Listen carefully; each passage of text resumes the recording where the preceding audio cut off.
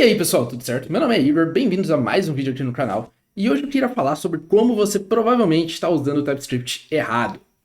Recentemente, né, a gente teve na internet algum movimento de pessoas falando que estavam abandonando o TypeScript, estavam tirando o TypeScript dos seus projetos, porque eles sentiam que estavam escrevendo mais tipos do que de fato lógica. E sim, isso pode de fato acontecer, só que não precisa. Existem algumas formas de a gente poder fazer isso que minimiza a quantidade de tipos que a gente tem para escrever. Inclusive, isso é um erro muito comum que eu vejo vários iniciantes fazendo, que é ficar literalmente tipando qualquer coisa. E hoje a gente vai ver como que a gente consegue evitar isso e ter só as vantagens do TypeScript, ou pelo menos minimizar a quantidade de tipos que eu preciso escrever. Bom, mas antes disso, primeiro, não preciso falar nada que eu acho que o TypeScript, ele de fato é muito importante. E eu acho que ele facilita muito o dia a dia do desenvolvedor. Então eu acho sim que o TypeScript é uma ferramenta valiosa, mesmo se a gente tivesse de continuar escrevendo os tipos em todo lugar. Justamente por essa checagem que ele adiciona.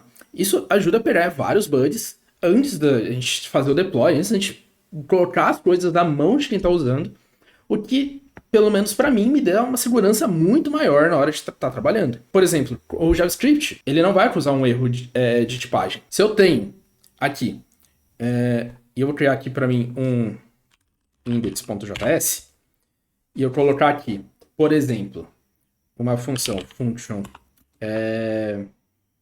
to uppercase, que vai receber aqui uma string, e eu colocar aqui return string ponto to uppercase, beleza, eu posso fazer isso.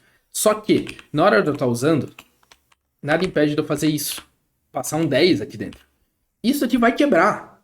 No JavaScript, quando ele executar, ele vai quebrar. Só que em nenhum momento aqui ele vai de fato verificar que isso é um problema.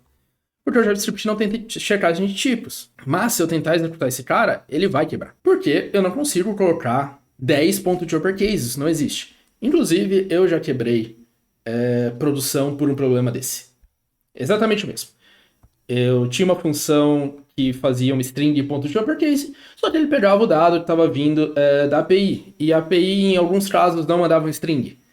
E daí eu quebrava. E para descobrir isso, foi tipo 3, 4 horas de produção caída. Foi bem divertido.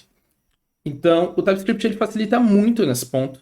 Se a gente tem a tipagem correta, se eu vim aqui, né, e trocar esse index.js por TS, e falar que esse cara aqui ele vai ser do tipo string, ele não vai deixar eu fazer isso. Ele não deixa eu passar o 10 aqui. Quando eu tentar buildar o meu projeto, quando eu tentar empacotar ele para subir, ele não vai deixar empacotar, porque ele fala, cara, o seu projeto tem erros. Então só isso para mim já valeria a pena, já valeria muito utilizar o TypeScript, só essa segurança a mais que ele me dá. Só que agora a gente vai ver como a gente consegue fazer e evitar de ficar tipando as coisas em qualquer lugar. Então eu vou deletar esse arquivo aqui e eu vou seguir aqui para minha página demo. Isso aqui é um projeto Next, né? Next usando a sintaxe nova, que é a app folder. Eu tenho aqui também já uma API rodando, que é um /user, /API/user, né? Que devolve simplesmente um usuário normal aqui, só para a gente poder fazer os nossos testes. E o que eu vou fazer aqui, eu vou criar um componente, então function, na verdade, export default function demo. E eu vou retornar aqui para mim, simplesmente um h1 demo. E eu vou fazer uma chamada para minha API. Como eu estou no Next 3, eu posso simplesmente fazer uma função assíncrona aqui mesmo e dar um await dentro do meu componente e vai tudo funcionar. Então, function getUser, não vou ter parâmetro. E aqui o que eu vou ter um fetch. Então, fetch http 2.// passar a fix aqui mesmo, URL 3000/API/user. Ponto. Isso.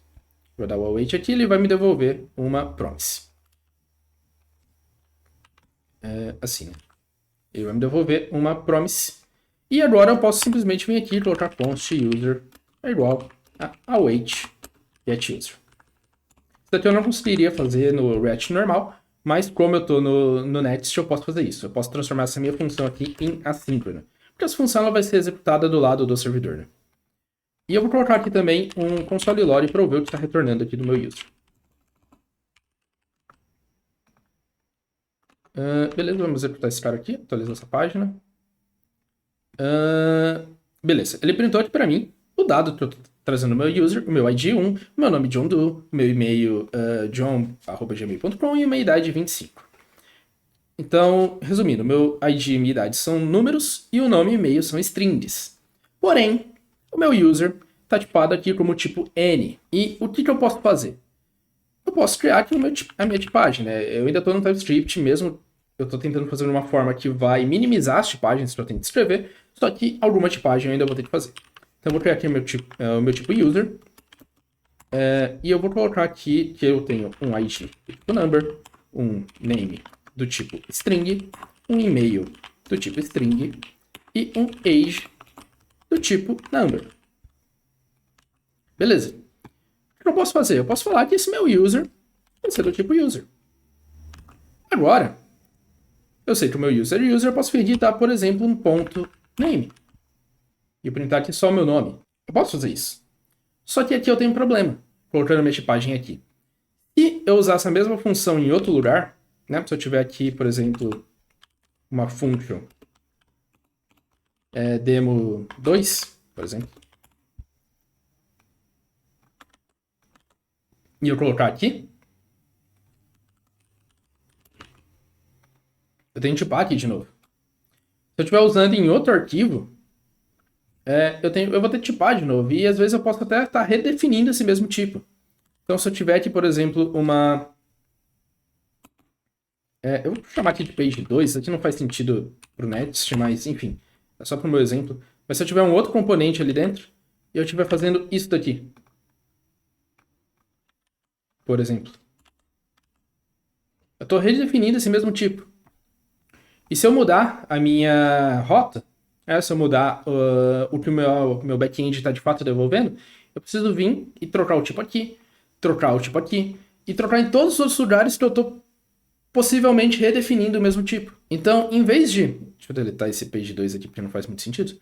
Mas em vez de ficar definindo o meu tipo aonde eu estou usando, o melhor lugar para colocar esse tipo é aqui. Opa.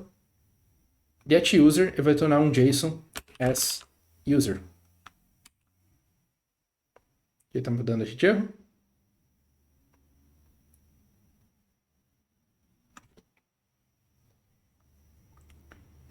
GetUser promise user.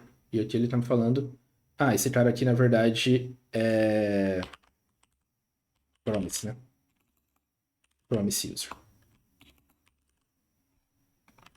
Beleza. Então, o que eu estou fazendo? Eu estou tipando na minha chamada, onde eu estou pegando os dados. Por quê? Porque aqui eu não preciso ter esse tipo aqui. Eu não preciso tipar ele aqui. Porque o TypeScript ele é esperto o suficiente para inferir essa tipagem. Então, se eu tipo a minha chamada, se eu tipo o meu service, se eu tipo onde o meu dado está entrando, todas as outras camadas que eu estou usando vão pegar esse tipo por padrão. De novo, eu ainda estou usando TypeScript, eu não consigo sumir completamente com o meu tipo, só que eu consigo ser inteligente e tipar onde de fato vai fazer a maior diferença no meu projeto. Se eu tipar aqui, todos os lugares que eu estou usando já vão ter a tipagem certa. E se eu vim aqui e, por exemplo, trocar esse cara por uma string, todos os lugares que eu estou usando também já vão atualizar. E potencialmente quebrar se eu estiver usando uma operação divergente, né? Então, se eu tivesse aqui .user e estou aqui printando user.name, e por acaso a minha tipagem mudou, eu posso simplesmente vir aqui, colocar .string, e automaticamente o TypeScript já vai começar a apontar esse cara como erro. Porque eu estou usando, ele está inferindo o tipo que está vindo, que agora é uma string, é uma promise, né? Mas como eu estou dando await, eu tiro de dentro da promise e pego aqui só a string, e agora ele está falando que eu não posso dar uma string.name, porque isso não existe. E isso não aconteceria se eu tivesse aqui fazendo isso aqui. Se eu tivesse aqui devolvendo um N, né? Se eu não estivesse tipando esse cara. Mesmo que o meu backend comece a devolver uma string, esse cara aqui ele não ia estar acusando o erro. Vou voltar aqui para como estava antes. Por isso, o ponto fundamental é a gente estar tipando esse cara na raiz, na entrada dos dados. A gente tipando esse cara na entrada dos dados, todas as outras camadas que estão dependendo desses dados, é possível de pegar de ter a tipagem correta sem definir o tipo, sem eu escrever na mão o tipo. Simplesmente usando a inferência do JavaScript. Do TypeScript, aliás. Isso funciona tanto dessa forma, quando, por exemplo, se eu tenho aqui uma classe, user, né? E eu tenho aqui, por exemplo, o name, e eu falar que o meu name é uma string, e eu vou falar aqui que ele é o nome teste, por exemplo. Pô, esse daqui, ele está reclamando do mesmo nome, né? Então, eu vou colocar user class aqui, só para diferenciar. Beleza. Então aqui eu estou fazendo redundante. Se eu faço isso, e muito iniciante faz isso, muito iniciante sempre define o tipo em todos os lugares. E não é necessário, na verdade isso atrapalha, mas te ajuda. Na minha opinião, pelo menos.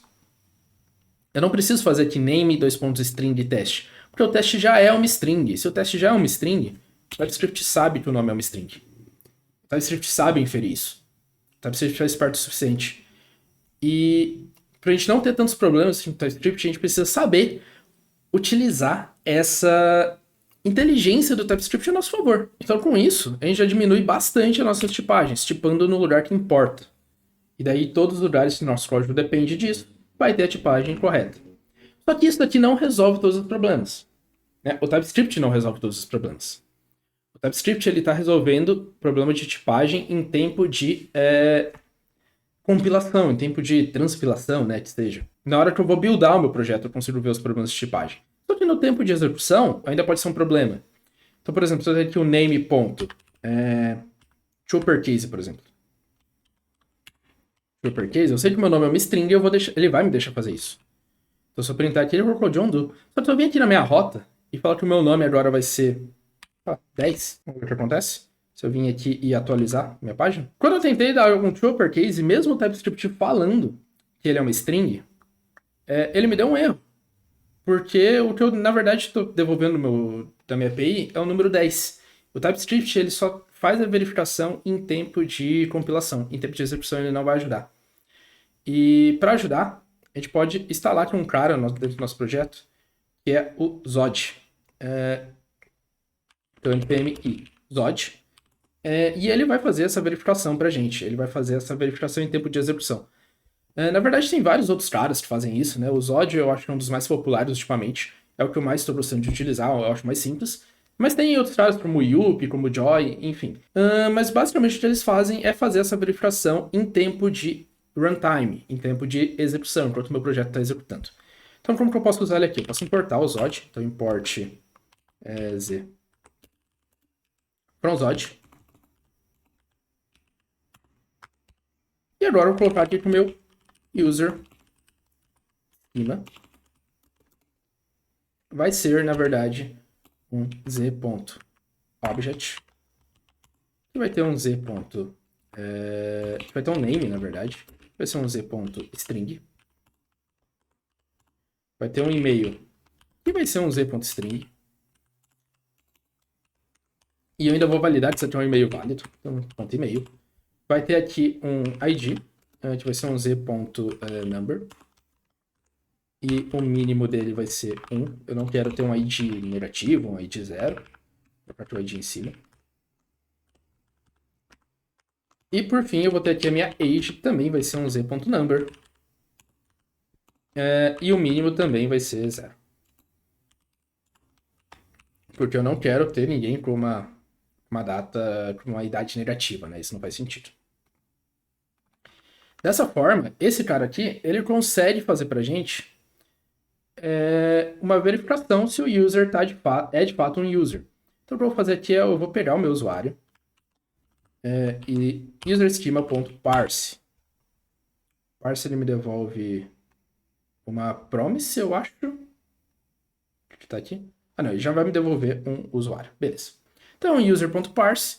E agora, caso o meu nome não seja, o meu dado, né, não seja esse em tempo de execução, ele vai me instalar um erro que eu posso lidar com ele aqui no meu try-catch.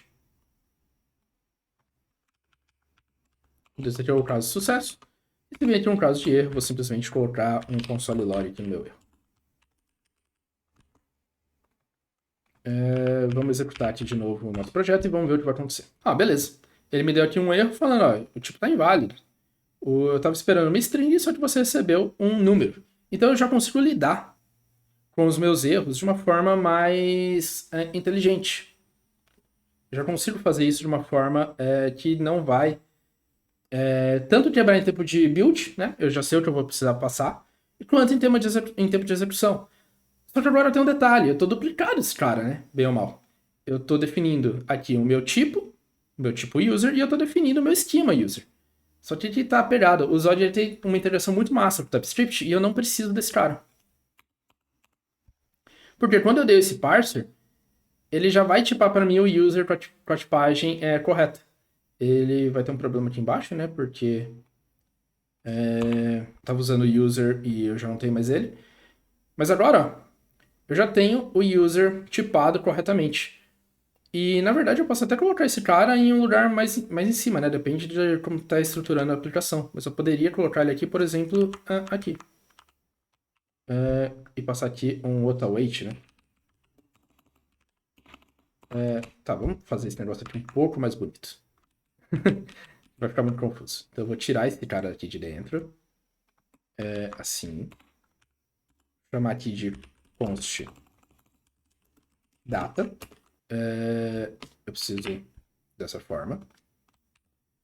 E agora eu retorno o user schema data. E aqui em cima eu get user. Beleza. Então agora o meu get user já está devolvendo uma promise de usuário. E aqui em cima eu estou usando uma promise de usuário. E eu posso mover aqui a validação de erro para cima também, né? Eu poderia colocar aqui, por exemplo, um try catch aqui para lidar com o erro, caso aconteça. Eu posso deixar ali onde está mesmo, que se acontecer um erro eu posso renderizar uma página de erro, por exemplo. Então ele segue igual, segue funcionando exatamente como está. Só que eu não preciso ter aqui a tipagem fixa. O próprio Zod vai gerar essa tipagem para mim. E, além disso, também vai fazer a checagem em tempo de execução. E se eu vir aqui, né, e colocar, por exemplo, age, né, ponto to uppercase, ele vai quebrar, porque ele vai falar que o meu age, na verdade, é um number. E to uppercase não existe dentro do tipo number. Voltar aqui para name. Então, dessa forma, eu consigo reduzir bastante a minha tipagem. E ainda assim, ter uma funcionalidade muito massa aqui dentro do TypeScript, utilizando também o Zod, né? Não só o TypeScript puro. Ah, mas aqui você pode falar, beleza, isso aqui é muito massa mesmo, só que eu tenho aqui um esquema e eu não tenho tipo. Mas em algum lugar eu posso precisar do meu tipo para fazer alguma tipagem eventual, para poder utilizar. Só que o Zod, ele consegue fazer isso também. A gente consegue criar aqui, por exemplo, um type user, e daí eu venho aqui e coloco um z.infer type of user schema. Dessa forma, eu tenho aqui uma tipagem de user que é exatamente o que está aqui no meu esquema. E se por acaso eu vim aqui e mudar, falando que o meu nome é um number, por exemplo, a minha tipagem aqui já vai mudar automaticamente. Eu consigo também inferir a tipagem do próprio Zod. O que é muito massa. É muito massa de verdade. E se eu passar aqui um e-mail fora do formato, se eu passar aqui um número errado, um nome errado, em tempo de execução, o Zod ele vai saber lidar com isso e vai disparar aqui um erro que a gente pode lidar na nossa aplicação. Então beleza, gente. Isso aqui é um exemplo, tá? De como que eu acho que o TypeScript ele facilita demais o nosso desenvolvimento. E como isso aqui poder pegar vários bugs, né? Inclusive o próprio bug que eu comentei que eu tive já em produção. Então beleza. Espero que vocês tenham gostado até aqui. Não abandone o TypeScript, esse cara é bem legal. E se você sabe usar ele de uma forma mais inteligente, você não vai ficar tipando para todo lado, não vai ficar reescrevendo tudo o tempo inteiro. Então é isso, pessoal. Obrigado a todos que assistiram até aqui. Não se esqueçam de se inscrever no canal para não perder os próximos vídeos. Também não se esqueçam de deixar um gostei, porque isso me ajuda demais. E se você tiver algum comentário, alguma sugestão, alguma dúvida, pode deixar aqui que eu vou ter muito prazer em responder.